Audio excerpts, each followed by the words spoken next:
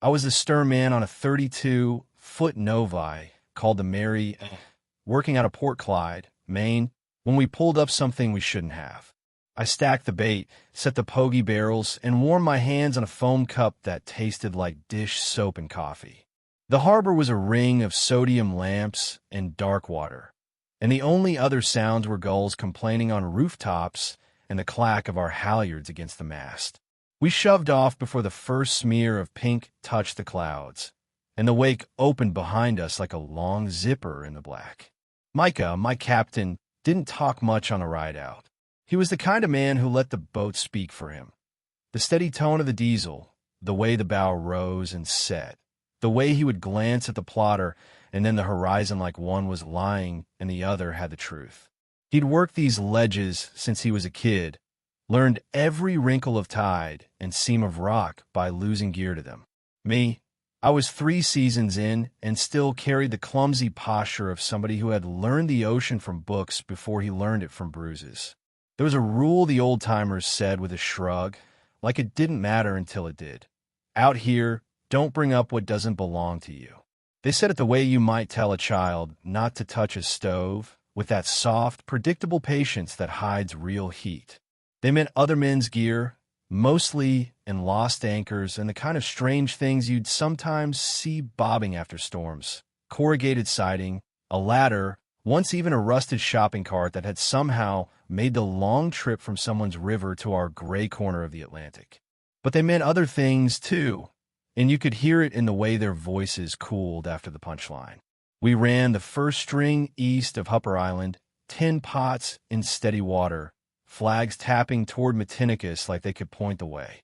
The sea had that January steel hardness, even though it was late September, and the wind line was already scuffing the surface where it should have been smooth. Gulls drifted behind us in a lazy V, waiting for bait scraps, and a sealhead bumped up once and blinked without hurry. On the VHF, Channel 16 was grumble and static, the usual. Groundings up by Monhegan, a broken shaft west of Tennant's Harbor, a tug complaining about a barge's wandering line. Pots'll be thick with crab today, Micah said, not looking at me. Cold nights bring him in. Good, I said. I'm behind on rent. He gave that little sound that wasn't really a laugh. Then he pressed the throttle just enough to get the bow over a chop and let her settle. Normal on a boat like the Mary A is a long list of small burn marks and dull aches. I baited, I hauled, I measured, I banded. When the hauler dug into the first warp and the pot breech came up clean, it calmed something inside me I didn't know was tense. You don't realize how much you're bracing for trouble until the line slides sweet through gloved fingers and the gear arrives without tricks. The first few pots were decent. A handful of keepers ticking against the cull board, some shorts back over the rail like coins. The wind had a thin, iron smell that meant weather was changing around a corner we couldn't see yet.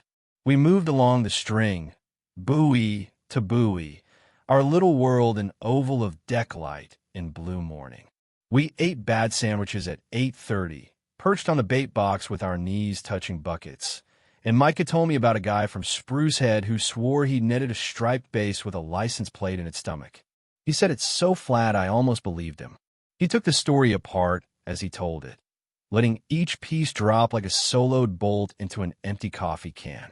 I imagined the fish and the plate, and had the weird thought that maybe the plate had belonged to the fish first and the car stole it later. The fog came out from behind Matinicus as a polite suggestion, then a boundary line, then a wall. Sound got taller and closer. The bell buoy boomed like somebody hitting a dumpster with a mallet. The horn on Old Silly Ledge dragged across the water and stuck to the hull in a way that made my teeth hum. Fog doesn't smell like anything until it does, and then it smells like cold linen pulled from a basement drawer. We worked slower because of it. We kept the radio low and the eyes high and the plots tight. Micah leaned into the glass and wiped a clear circle with the cuff of his jacket where the wiper left a smear. My world shrank to the coil I held and the rubber of the hauler and the rectangle of deck at my feet, wet and grainy with scales. We had just made the turn to the last 3 pots on that string when the line went strange. Not heavy exactly, not snagged, but wrong, like there was an extra heartbeat in it. I felt it through my gloves as a pulse against my palm, a tiny refusal that didn't show in the angle of the warp or the tone of the winch. The hair on my forearms did a small, stupid thing, and I told myself it was the cold. Feel that, I said. Keep it square, Micah said, which meant don't turn your wrist, don't let the warp climb the holler, don't try to correct a thing you don't understand with panic. I nodded, even though he wasn't looking. The pot came up clean over the rail, but it wasn't ours. The wood was older, gray to black, the slats swollen, so evenly it looked carved, not built. No paint on the heads, no license number scarred into the end grain, no gear tag. It was the kind of thing you find when someone dies and the widow sells their traps out of shed that still smells like pipe smoke. Somebody's trash, I said too quick. You want to back in? Hold, Micah said. He stepped into my space, which meant he was interested, which meant I was supposed to get out of the way. He crouched and ran a gloved knuckle along a slat, as if feeling the age of a tree. Then he pointed to the corner where the ballast stones should have been. They were there, but wrong. Not cobbles from a shore or hunks of slag from a yard, but three smooth, blackish ovals the size of loaves, drilled through with neat channels that met in the middle like the spokes of a wheel. The holes were wrong, too crisp, too precise, and I had the thought of a flute laid down in the wrong scale. When the wind leaned across the deck, the stones made the faintest sound, not a whistle, more like the last half of a sigh. You ever see that? I asked. No, he said, because Micah never wasted a word to show off. He slid his hook under the bridle, lifted, and we both grunted with the unexpected weight. For a second, I was sure the pot would take the two of us back over the rail, and I felt my boots search for grit like fingers for a hold. We got it down and set it square on the decking. It sat there like a guest, too heavy to be polite about it. The parlor doors were rotted to lace, and a line of snails the size of thumbnails had built a slow, bright border along the inside. The bait bag was gone, but something had been tied to where it would have hung. A tangle of hemp that looked new until you touched it, and it fell apart like cake under rain. Cut the stones free, Micah said. I did, working careful, because even trash can cut you in old, clever ways. The rope around the stones had been taken twice through each channel and knotted in a pattern I didn't know, not a fisherman's bend or a clove or a bowline, something even and pretty and wrong. The fibers were slick with a film that wasn't slime and wasn't oil, something that made the glove squeak but left no mark. When the last line fell away, the wind shifted again, and that knot whistle, knot size sound barely came and went. "Wanting to chuck him," I said, meaning the stones. He didn't answer. He was looking at the trap's topboard where someone had scratched something once and then sanded it away with years. A circle, maybe, or maybe my eyes were making a circle because they wanted to make a circle, and if you look long enough in a blur, it will take a shape for you because it hates to disappoint. Trash, I said again, because the word was a raft. Kids from the lab, maybe. They do weird art sometimes. Kids from the lab don't work hemp, he said. Then, like he'd closed a drawer in his head, he straightened. Over. I hooked the pot and slid it back to the rail. The stink that came out of it wasn't rot or dead fish. It was colder than that, a smell like iron pulled from a river in December, and it made the fillings in my teeth ache. I set my boot against the rail and heaved, and the pot hung there a moment like it might decide not to go, and then it went. We did the last two on the string with our mouths closed. The fog pressed polite hands over the whole world and asked us to keep our voices down. A gull landed on a masthead and stared at me the way birds do when they're about to do something you won't like. When we were done, Micah steered us south to a new set and pretended nothing had happened. I pretended, too. I told myself about art students again. I told myself about guys up the coast who made money in winter selling traps to tourists, the way they distress the wood and pull nails just so and rub it with something to make it look like it had stayed in the water for seasons. I told myself about lost gear, the way the sea will build a body around junk it doesn't want to digest. The radio popped, and somebody with a Matinicus voice swore about a fouled prop. I listened too hard. like the swear was a warning for me. Micah ignored it, and I watched his hands on the wheel, knuckles glossy with wet. He moved us toward a patch of water he trusted more than he trusted chatter. By 10, the fog had thinned to strips. Sunlight came through it in long diagonal blades, dusty looking, and the bell on the buoy downwind took on a happier tone that meant wind over tide had made a handshake with the world again. We hit the first buoy on the next string, and the line came aboard like it remembered us. Keepers thumped into the tote. Green rubber bands whispered around claws. My knife kissed coals off the board, and the ocean took them back with little applause. I didn't notice the sound at first, because it was a sound you notice by how long it keeps not being there. Gulls were quiet. You don't notice gulls when they're being gulls. You notice the space their complaining leaves behind. The V of M still hung behind us, but the chatter was gone, like somebody had pulled out the battery. I looked up. Their wings moved. Their heads turned. They weren't riding the wind.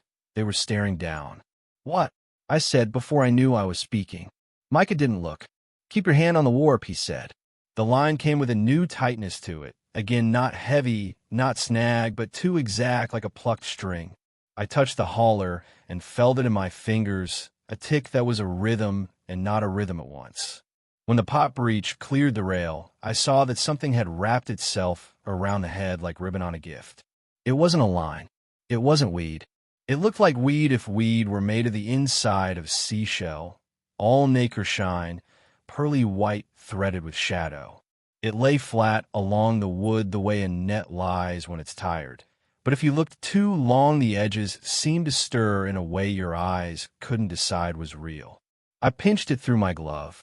It was cold, colder than the water, like touching the inside of a refrigerator. My glove squeaked again on it, the same squeak as that hemp, the sound of rubber on porcelain. When I pulled my fingers back, a little curl of it lifted and then settled. "Weird," I said. "Looks like, I don't know." Micah said nothing. He watched the horizon instead, which was a trick he used for thinking. There's nothing on the horizon, but it gives you a place to put your eyes when you don't want to show where your mind is. "Cut it free," he said at last. I took my knife and slipped the tip under the stuff. It didn't cut like weed or a line. It wasn't tough and it wasn't soft. It was the way a piece of ice is when it's already melting. Your blade goes through it because it has to, but it resists in a way that makes you feel like you should apologize. As the strip came away, a smell breathed up, the same cold iron smell, and my teeth throbbed again like a warning from my own skull. I held the ribbon in the air for a second. It hung with an odd weight, as if it wanted to return to where it had been. Then it slipped off the knife and hit the deck without a sound and without bounce like a falling towel. I peeled the rest from the pot, stacked it, and flicked it back into the water with the culls. It didn't float. It didn't sink. It was there, and then it was gone the way a thought is when you stand up to do something else. "You think we got a prankster?" I said, because the raft word, trash, wasn't close enough now. "Someone messing?" "No," he said, simple as a closed door. There isn't much to do on a boat when the person who knows more than you chooses not to say the thing you want to hear. So I kept working. Hands know their jobs, even when your head wants to travel. I baited, I measured, I banded. The gulls followed, silent and watching, and every time I glanced up, they were there like a row of questions nobody had the energy to ask. By noon, the fog had torn itself apart and lay in bright rags on the horizon. We moved east to run the next string over deeper water. The plotter drew our loop-de-loops in lime green, a child scribble that said we belonged here, even though we were the two smallest things for miles. The tide fell away and the ledges breathed, ink-black mouths opening to daylight. The ocean went quiet in a way that wasn't weather. No chop, no wind riffle, no tide chatter. It felt like standing in a big, empty church. You feel smaller not because there's a God in it, but because the room itself believes in something and you don't. I tugged a buoy that should have had the cheerful weight of a pot beneath it and felt instead the slack of something that had let go. My shoulders rose toward my ears before I could stop them. I hauled anyway, hand over hand, and the warp came like wet rope comes when there's nothing on it but weed. When the end broke the surface, it was clean. No pot, no tag, no ballast, no knot, no break. Just a neatly cut end that looked like it had been made by a blade that didn't mind water or grit or the impatience of men. I showed it to Micah because that's what you do with wrongness at sea. You share it like bread so it doesn't get any bigger. He took the end in his hand and rubbed the fibers between finger and thumb the way you test the age of rope in a hardware aisle. He looked down. He looked up. Cut, I said. He shook his head. Not by us. Who would? Reset the float, he said, and turned us toward the next buoy. It's a smart thing, the brain, the way it lays planks over gaps without asking permission. By the time we'd skipped 2 more buoys that brought up nothing but clean, impossible ends, I'd already built a small story that made it okay. Poachers with new knives. Kids with a skiff and a bad plan. Metal edge on the bow of some long boat that happened to pass through at just the wrong angle.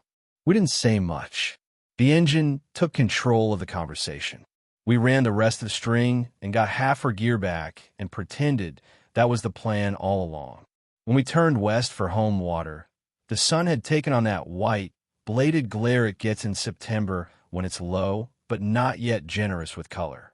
We breathed a little, I think, because home is a feeling you carry as much as a place you approach. Port Clyde's squat buildings and convinced little church steeple would be there, and the gas dock with a rope urn that looks like a map of the county would be there, and all that would mean that we were right to ignore the other things. On the way, the radio coughed out a voice I knew. Mary, you on? It said, but the voice came from the wrong direction, thin and far, and like it had traveled through something not meant for voices. It was Marfin Gloria Jean, a guy who told stories with his hands and always smelled like he had just cut rope. He'd set east of us that morning, said he wanted to see if the rumors about a new run were true. Micah reached for the handset and stopped just short, as if he was waiting for the right place to touch it. Go ahead, he said. There was a space that felt like somebody was counting steps in another room.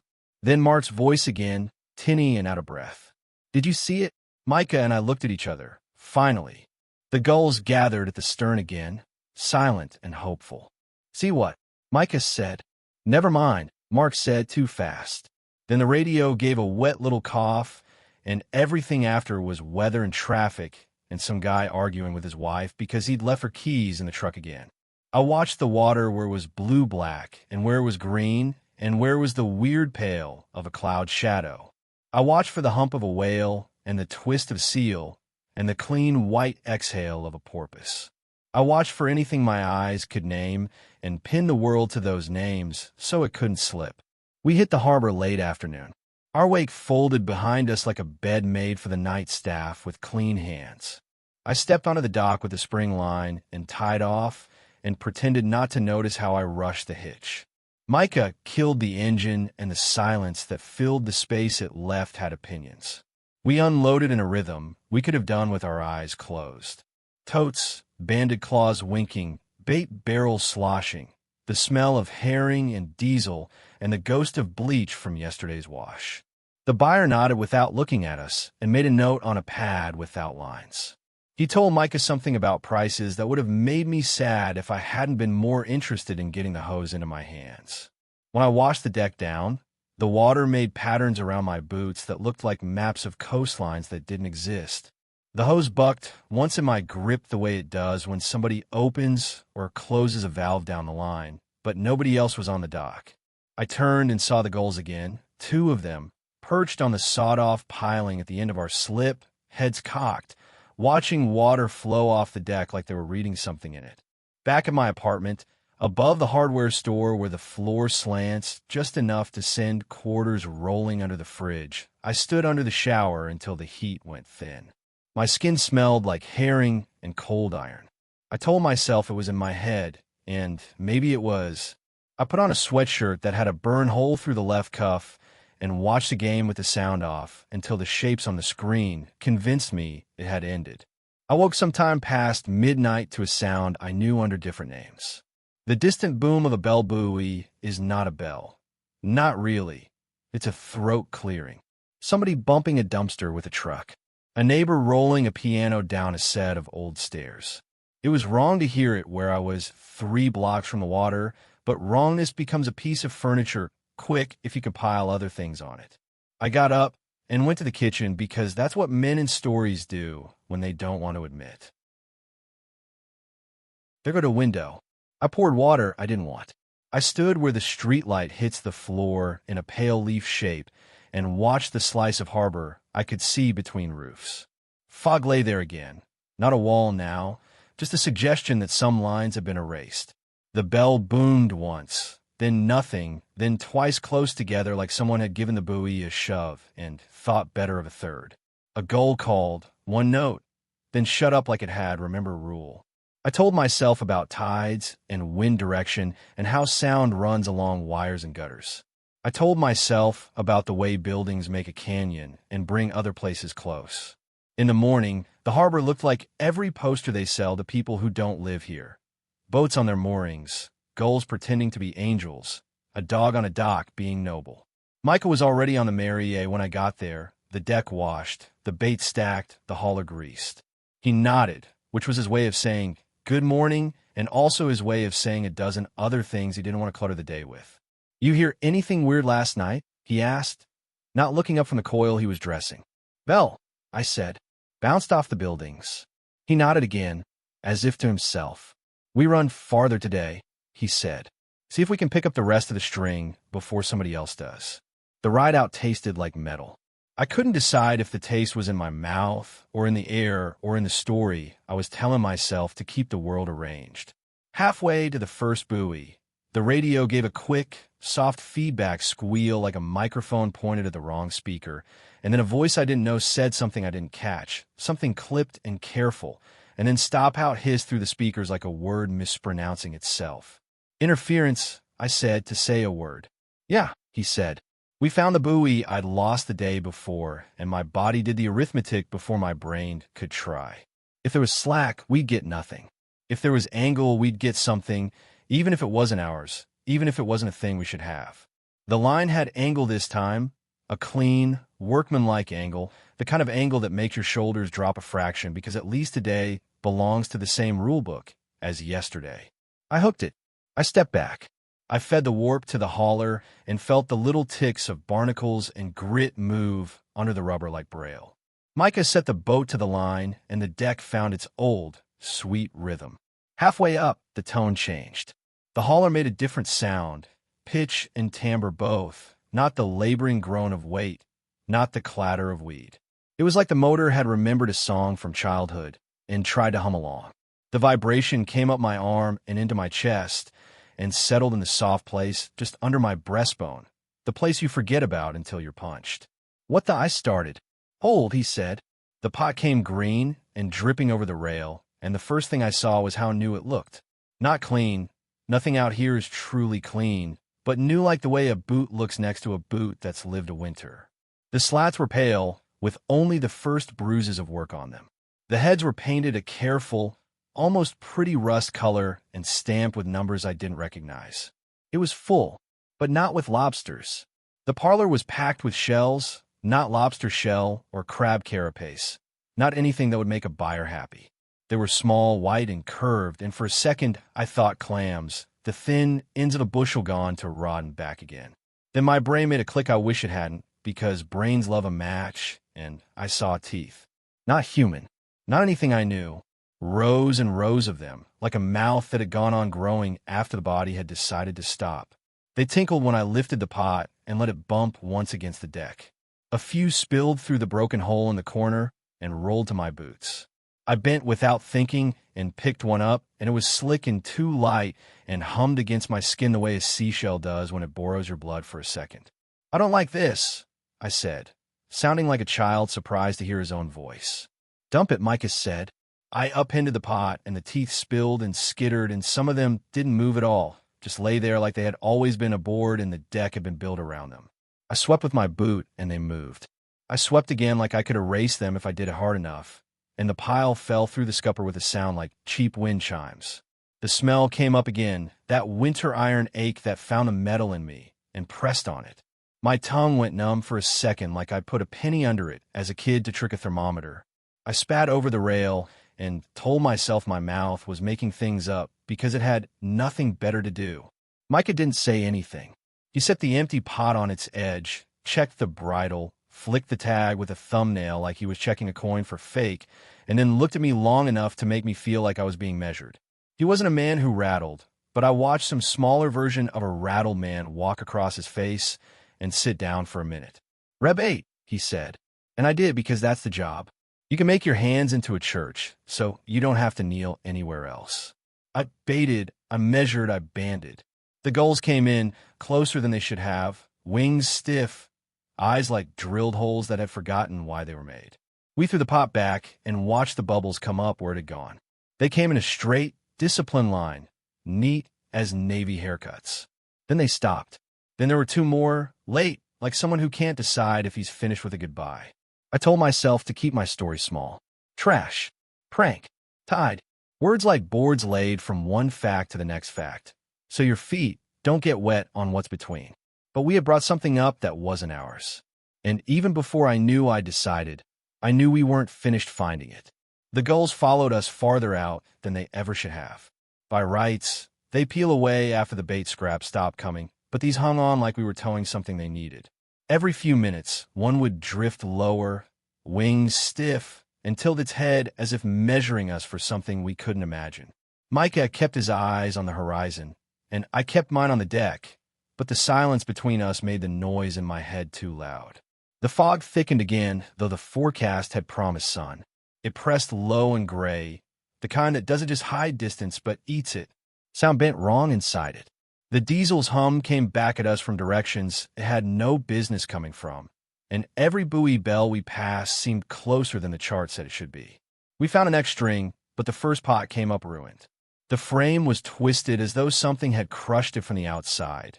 The slats splintered inward like ribs broken toward the heart. No lobster, no crab, just a smear of that same slick film I'd felt on the strange hemp. The stench of cold iron came off it in waves, and I gagged before I could stop myself. Storm damage, I said, though the sea had been calm. Gear gets wrecked sometimes. Not like that, Micah said. He didn't elaborate. He didn't need to. I shoved the wreckage back overboard and watched it vanish like a coffin dropped without prayer. The second event came when the radio died. Not static, not a blown fuse, just silence, sudden and total. We checked the set, the breaker, even the spare handheld, but all we got was a faint hiss like someone drawing a breath and holding it forever. Out here, no radio means no help. No weather reports, no chatter, no Coast Guard. It meant the ocean had closed the door and left us inside. By mid-afternoon, the temperature had dropped hard. Our breath came out white and hung low on the deck like fog inside the fog. The sea flattened, oily and wrong. No wind, no chop, no tide. It felt less like water and more like a floor we weren't meant to walk on. When I leaned over the rail, I swore I saw something beneath. Not shapes exactly, but movement, slow, patient swells that didn't match the surface. Like something huge circling just out of sight. "Don't look too long," Micah said. His voice was quiet, but there was an edge in it I'd never heard before. "Remember the rule. Don't bring up what doesn't belong to you." That was the second time I'd heard the warning, and this time he didn't say it like a joke. The third event came near dusk. We just hauled another pot when the deck lights flickered. Once, twice, then out completely, leaving us in the kind of dark that feels physical like cloth pressed against the eyes. I scrambled for the breaker panel, but before I reached it, the lights blazed back, too bright, harsh white that washed the world flat and left afterimages burning in my vision. For a heartbeat, I swore the deck wasn't the deck. The boards beneath my boots looked pale, polished like bone. And where the bait barrel sat, I thought I saw a shape bent low, crouching, head too long, arms too narrow. Then the lights flickered again, and the deck was the same old scarred planks. The bait barrel was just a barrel. But my pulse kept hammering like it hadn't gotten the memo. Micah didn't ask what I'd seen, and I didn't ask him. Some things are worse when you share them out loud. The last event before nightfall was the sound. It started low, beneath hearing, the way a headache announces itself before you know you're sick. Then it rose, not loud, but everywhere, a tone like those drilled stones in the old potted side. It slid up and down, a scale without rhythm, and I realized with a chill it wasn't in my ears. It was in my chest, vibrating through bone and blood. Micah gripped the wheel, so tight his knuckles whitened, and his lips moved like he was counting or praying, but no sound came out. The gulls screamed then, all at once, a tearing chorus that drowned the tone for a moment. And then, as suddenly as it had come, the vibration stopped. The gulls wheeled once and vanished into the fog, leaving us alone with silence that was somehow worse. The night closed in faster than it should have. Fog swallowed the last of the sun before the horizon could bleed red, and the dark that settled over us felt thicker than sky and water alone. Micah switched the deck lights back on, and they hummed steady this time, but the glow looked swallowed whole, like the mist was drinking it instead of reflecting. I could barely see the stern from the wheelhouse, and beyond the rail the world was gone. The fourth event came when we tried to set a new string.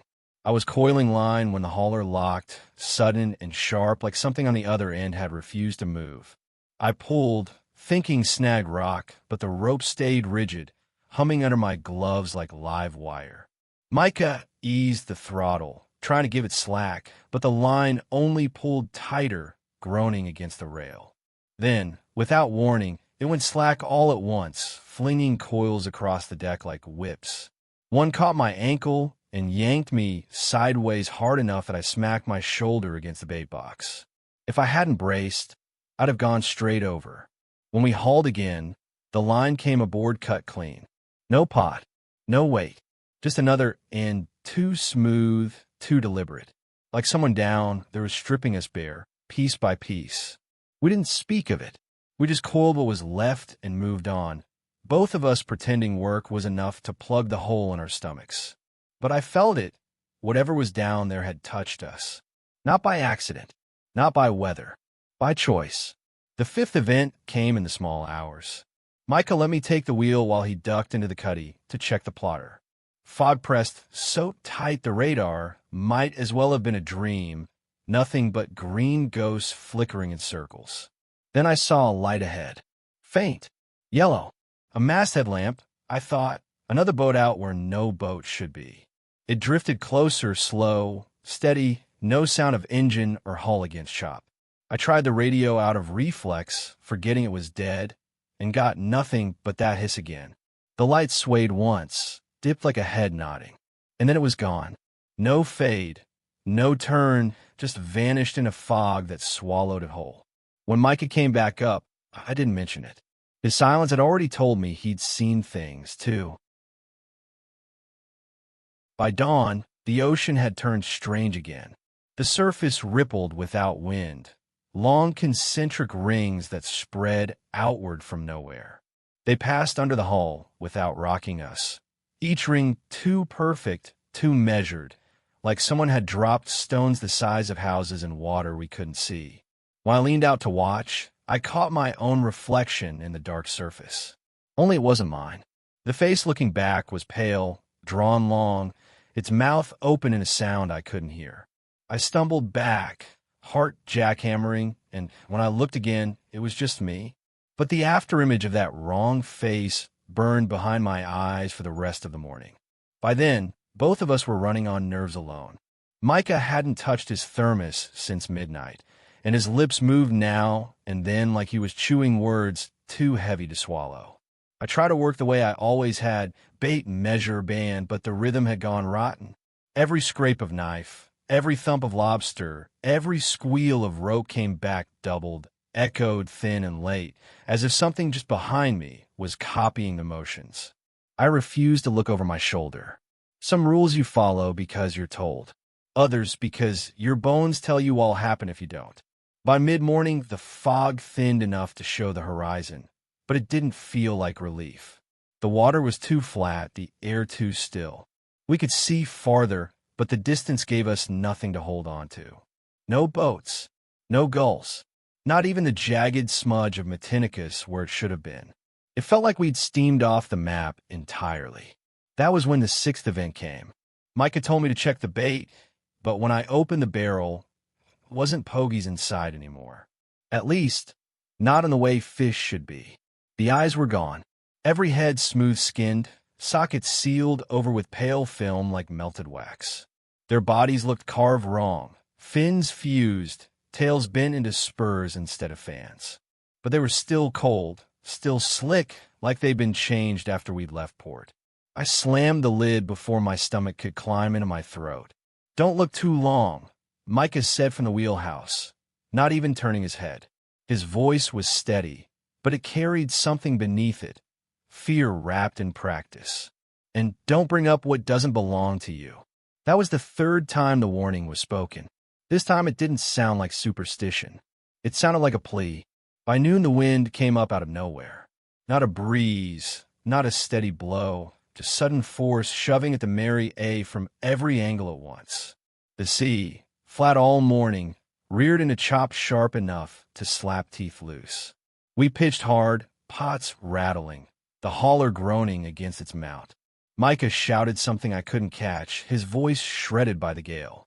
I grabbed for the rail and tasted copper as spray hit my face, but the spray was warm, not salt, and when I spat, the deck ran red for a moment before the next wave washed it clean. I told myself it was a cut lip. That was the only story I had to survive the next wave. When the weather broke, just as sudden as it had started, the ocean went calm again, eerily calm, like it hadn't been raging minutes before. But the gulls were back, dozens now, silent, circling tight overhead. Every so often one would dip toward the water, hang suspended, then jerk upward again like something had tugged it from below. Their silence was worse than any scream. Michael wouldn't look up at them at all. The seventh event came when I finally checked the cuddy for fresh gloves. The cabin smelled wrong the second I ducked in. Not diesel, not bait. The same cold iron scent that had clung to the stones. The chart plotter flickered, its screen half dark, lines scrolling across it that weren't depth or course. Circles, overlapping, fractal shapes that hurt my eyes if I stared too long. In the corner, wedged where no pot should have fit, sat one of those smooth black stones. Drilled, slick, sighing faintly as the wind outside shifted. I froze, heart hammering, because we had cut them free. I had watched them drop over the rail. But here it was, as though the boat itself had coughed it back up. I backed out, gloves forgotten, and slammed the cuddy door hard enough to rattle the glass. Michael looked at me once, just once, and in his eyes I saw he already knew. The thing there wasn't ours anymore. Maybe it never had been. I didn't step into the cuddy again. Not after that. But the smell clung to me anyway, rising in bursts whenever the wind shifted, a metallic breath that made my molars ache. I kept working the deck like it mattered, like routine could shield me, but every coil of rope felt heavier, every pot slower to rise. The ocean didn't want us anymore. It wanted something else. The eighth event came at sundown. We were hauling the last buoy of the day when the line snagged again. I braced, expecting another cut end, but what broke the surface wasn't rope or pot at all. It was a net. Not ours. No fisherman would set one out here. Its mesh shimmered in colors that didn't belong on water, like oil on ice. Shapes twitched inside it, too fast and too wrong to be fish. I reached for the gaff, but Micah's hand clamped my wrist hard enough to bruise. "Leave it," he said. His eyes weren't on me, though. They were locked on the net, and in them I saw the kind of fear men carry from childhood, the kind they never speak of because it doesn't fade. I let go, and the sea pulled the net back down without a ripple, as if the ocean had only been testing us. By full dark, we were running blind. The fog had thickened into walls, and the deck lights only carved a small circle of wet wood before vanishing into nothing. I went below for coffee and found water sloshing ankle-deep across the floorboards. I panicked, thinking we'd sprung a leak, but when I tasted it, yes, I was stupid enough to taste it, it wasn't seawater. It was fresh, cold, sweet, and wrong. I sloshed back up to the deck, but when I looked again, the bilge was bone dry. The floorboards hadn't even swelled. I stopped telling Micah about what I saw. He wasn't telling me either. Some truths out there weren't meant to be spoken, because words make doors. The ninth event came in the middle of the night. I woke to the sound of boots on deck. Slow, heavy, pacing from rail to rail. I thought Micah couldn't sleep either, so I climbed. But he was at the wheel, eyes forward, both hands locked wide on the controls. The footsteps didn't stop when I came up. They circled the deck, steady and deliberate, splashing faintly where no puddle should have been. We stood there together, silent, listening to something that walked just out of sight. Neither of us looked over the side. Neither of us dared. By dawn, neither of us had spoken in hours. We were hollow, running on salt air and nerves. The gulls were back, hundreds this time, silent in a ring overhead like a crown of black wings. Their silence pressed harder than their screams ever could. When I reached for another buoy line, my gloves squeaked on the rope, slick with that same film, cold as the stone. I froze, staring down, and for a heartbeat I swore the rope was pulsing under my hands. Micah throttled back then, sudden and sharp, and his voice cut the silence like a knife. "It's coming up on us," he said. I didn't ask what. I already knew we were out of time. The sea beneath us wasn't just water anymore. It was waiting. It reached us first as a feeling. Not sight, not sound. A pressure in the chest, like a hand closing gently and then not letting go. The water around the Marie domed. Not a wave. A lift. A slow bulge that raised the hull with it and held us there, rocking on a swell that didn't travel anywhere. "Throttle," Micah said, and eased it forward. The diesel answered, eager, but the boat didn't move. The compass spun once, twice, then settled on nothing at all. The plotter drew a clean circle in place, as if we'd become our own buoy. Lines went tight, without warning. Not the ones in my hands, those lying innocent on the deck, the ones still set. The ones down deep, yanked from below. A warping groan came up through the hull, wood answering to something older than wood. "Cut away," he said. His voice was calm, because he made it calm. That's what captains do when there's no use for the truth. I grabbed the axe from a bracket by the wheelhouse door. The handle jumped in my grip like it wanted out. I ran to the stern and hacked at the first buoy line coiled to run, rope leaping as the axe bit. Fibers parted with a twang that felt wrong in my bones. The cut end shot through the scupper, shrieking against metal, and vanished. The hauler freewheeled backwards. It spun so fast the rubber smoked. War poured over the rail like a live thing escaping a trap, hissing where it touched the deck, slick with that film that made my glove squeak.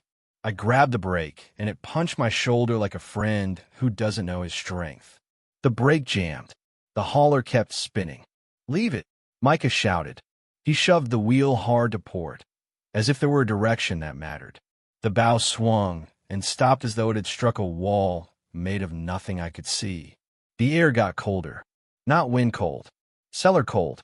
The kind that lives in stone and hangs in rooms where people don't say whole words.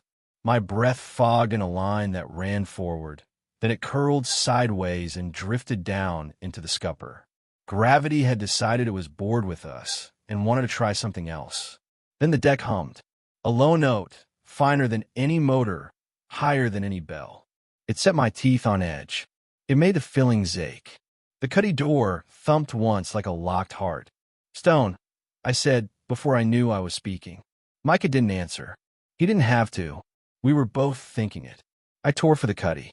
The door stuck, then gave, and the smell hit me so hard my eyes watered. Cold iron and old water. That drilled stone sat where I'd seen it, only it wasn't sitting anymore. It had nested itself into the corner on its side. Channels turned open to the room, and the channels sang. It wasn't a sound for ears, and yet there it was, walking up the tendons in my wrists and into my ribs. I reached for it, and my glove squealed. The stone was colder than ice and slick as porcelain. It slid an inch toward me, slow and stubborn, like something that wanted to be heavy again. I got both hands on it, braced my boots against the bulkhead, and heaved. It came free and took my balance with it. I stumbled backward into the doorframe, the edge catching my spine. Sparks popped in my vision. I snarled a noise I'd be embarrassed to let anyone hear me make and pulled the stone tight to my chest. "Rail," Micah said behind me. "Now." I ran into air that wasn't interested in lungs anymore.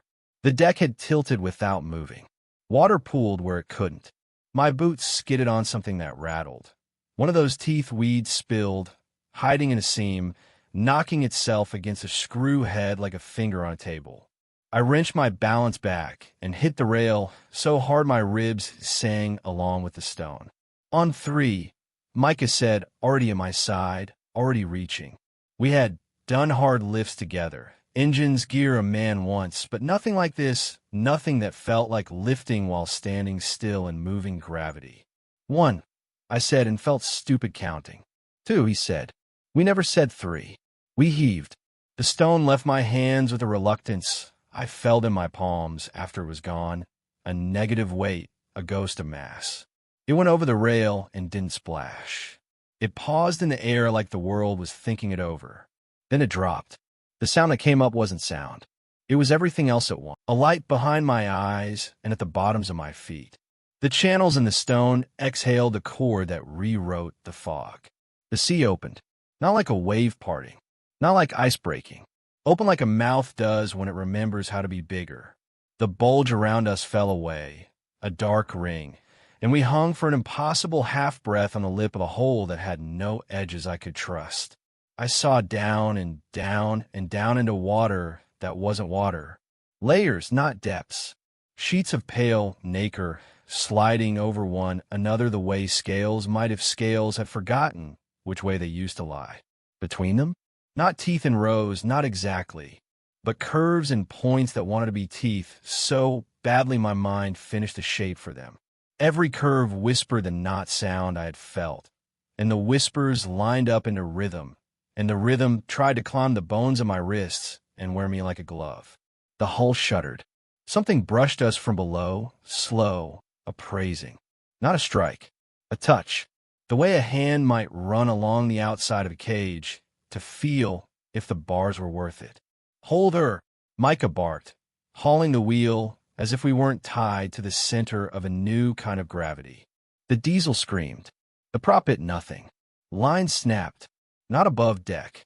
Not in my hands. Down there.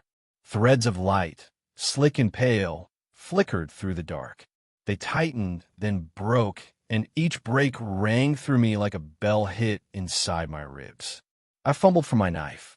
Metal vibrated in my palm, blade humming a sympathetic note that felt like it might split if I listened too long.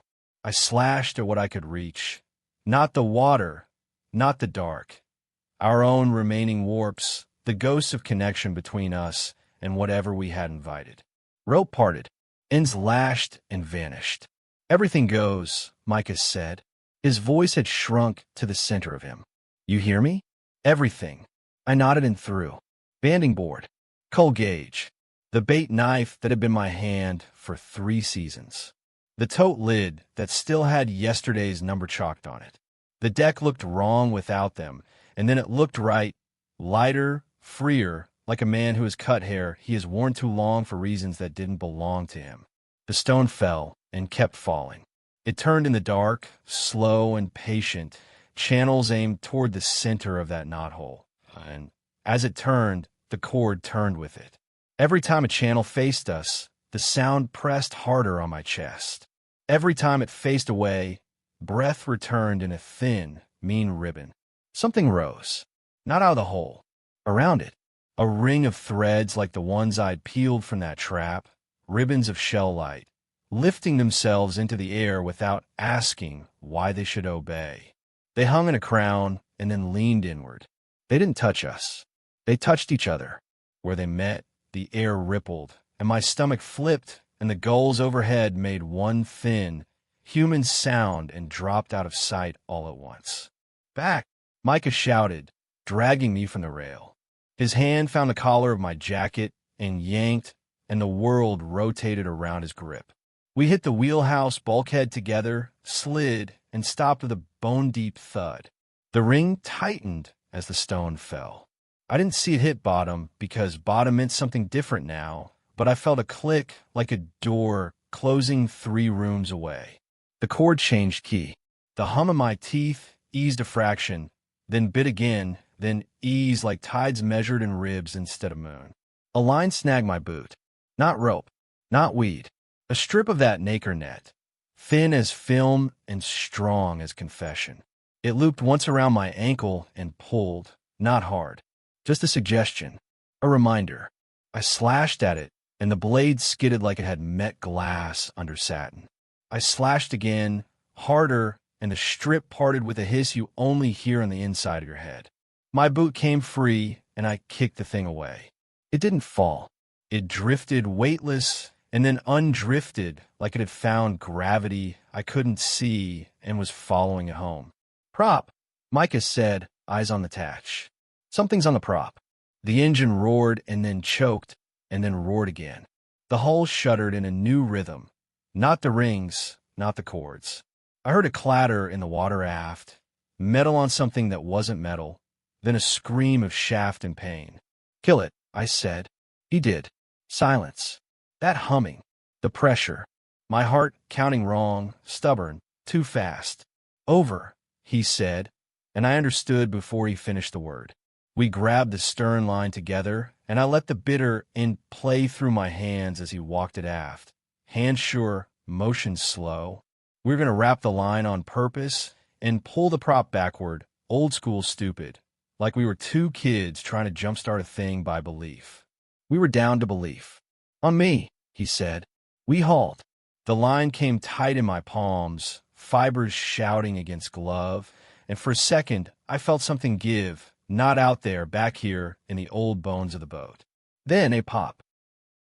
A jolt in the line like a fish striking. Micah cursed, joyful and afraid all at once.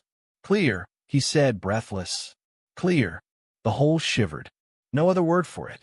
The ring of threads flexed, loosened, tightening again as if remembering itself, and the cord stuttered, dropped half a note that made my eyes water with relief, so sharp it felt like guilt. Start her, I said. Now. He did. The diesel caught, missed, caught again. The tatch came up like a man waking under a heavy quilt. The prop bit. The bow nudged. 1 foot, then 2. Everything below moved to match. Not chasing. Adjusting. A thought rising to keep us centered where it wanted us. More, I said. Give her more. He did. The engine howled. The boat wrenched forward a yard, and the ring tilted as if considering whether to follow. The stone continued to fall, smaller now, and the cord fell with it, lower, softer, still inside us, but farther down in the part of the body that remembers hunger on bad years. The gulls came back. Not all. Enough to make noise. A ragged scream that sounded like the world breathing again through a busted straw. One winged thing hit the deck, skidded, found its feet, launched. It left a line of dirty water that ran uphill and then decided to be normal. We moved. Not fast. Not safe. Enough. Cut the rest, Micah said. Everything. Go, go. I did. I took the axe and the knife, and I worked like money meant nothing. Buoy lines. Spare coils. The extra tag, as we always said we'd need someday. I cut a length of warp I'd carried like a worry stone for months, and threw it over and felt lighter in a way that made no sense. The deck snapped once under our feet, a deep, patient flex, the hull reminding us it could say no to this if it wanted. The hull tightened behind us like a throat swallowing a pill the size of a car. The cord dropped to a murmur, then to a rumor. I turned and saw it.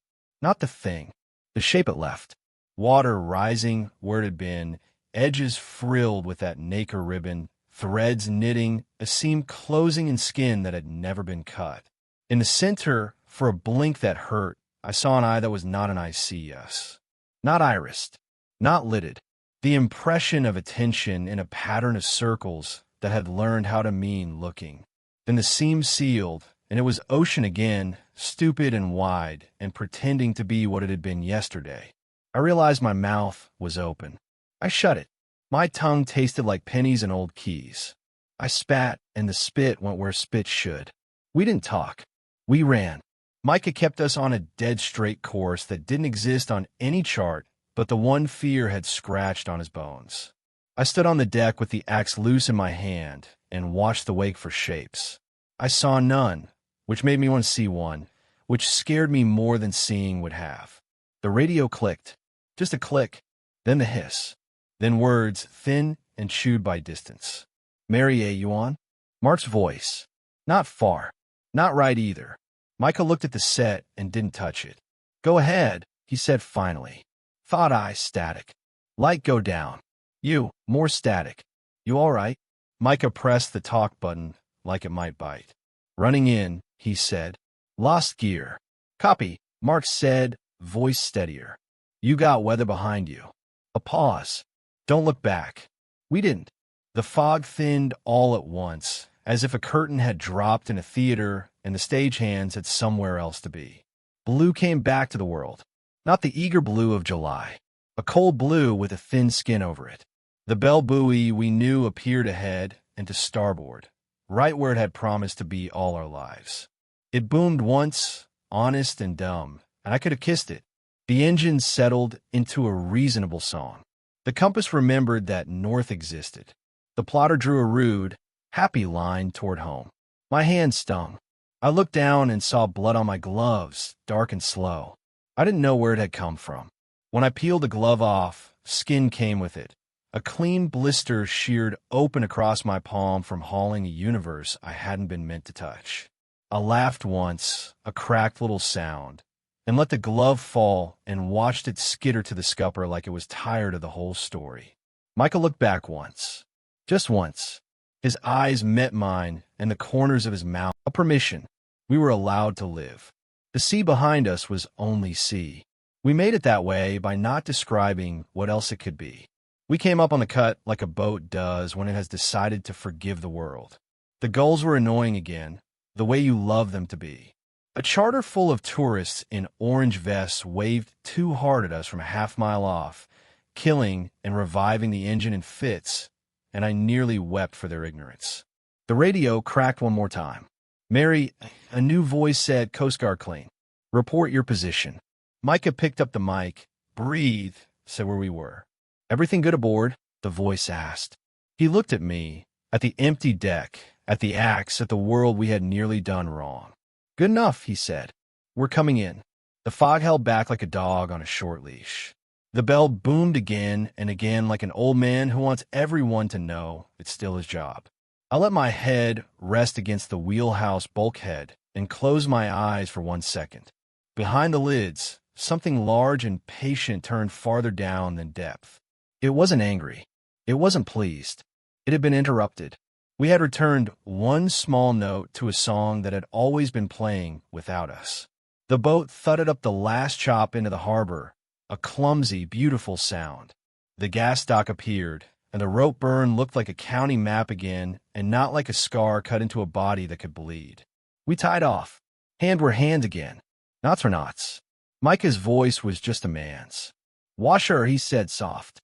"Gear list when we're calm."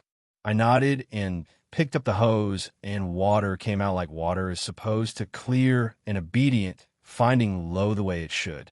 For a long moment, neither of us spoke.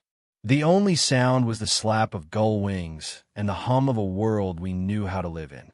Then Micah said, low enough that I could claim I hadn't heard it if I needed to, "We're fine." I said, "Yeah." But when the deck shone and the last of the film ran down the scupper and into the place that accepts what it is given, I went to the cuddy and opened the door with 2 fingers like the hinge might bite. Empty. No stone. No smell of iron. Only the imprint it had left in the paint where it had hummed against our lives. A faint circle with 3 small arcs where the channels had pressed. I closed the door and leaned my forehead against it. Not a prayer. Not thanks. Just the touching of wood by a man who wanted the world to be the size he could hold again. Outside, the bell buoy boomed. Honest. Dumb. Here. We didn't speak much when we offloaded. The buyer didn't ask why we'd brought in so little, and we didn't explain. It wasn't worth words. We stacked the empty totes, rinsed the deck, and moved like men working in a play someone else had written. I saw Micah's hands tremble when he lit his cigarette, though. That shook me worse than the sea. He never trembled. I walk home slow. Every window along Main Street reflected back at me like black eyes. The town was normal. Kids on bikes, the smell of fried clams, a dog barking on the dock. But it all felt like it was balanced on something too thin to last. Like a crust over water waiting to break. I locked my apartment door twice that night, then dragged the bait bucket over and jammed it under the knob. It didn't help me sleep. Why did drift? I dreamed of circles. Not eyes, not wheels, not stone, just the idea of roundness, opening and opening with no center.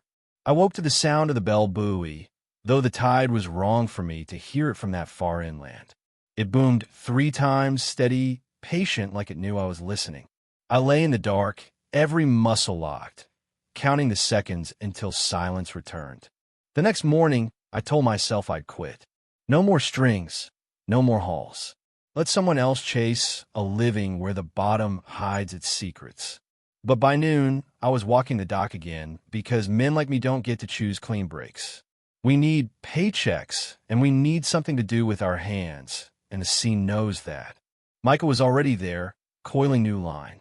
Fresh gear, as if the last 24 hours had been a long dream. He looked at me once, eyes rimmed red, and said nothing. He didn't need to. The Mary A was waiting. The diesel still had work left in it. And the ocean doesn't care what you've seen. It only cares if you come back. I bent to help, because that's what habit does to you. But the whole time, my eyes kept flicking to the scupper. Every rivulet of wash water looked too dark, too heavy, like it wanted to form letters before slipping away. I told myself it was nothing. I had to. That's how you survive. They say rules on the water are simple. Check your gear. Respect the tide. Never bring up what doesn't belong to you. I've heard that rule my whole life, but only now do I understand it. It isn't just about other men's traps. It isn't about wrecks or lost anchors. It's about something deeper, something patient, something that's been singing under the waves long before we learned to float on them. Sometimes when I stand on the pier after a shift, I hear it. Not with my ears, with my bones. A low hum rolling up through wood and stone, carrying in the soles of my boots. The same tone that made my teeth ache out there. I feel it, steady and waiting like a tide that never ebbs. And when I turn to go home, the gulls are there, silent, perched on the light poles, eyes following me until I'm off the dock. They don't scream anymore. They just watch, heads cocked, waiting for the day I forget the rule again. I tell myself I won't. I tell myself I've learned.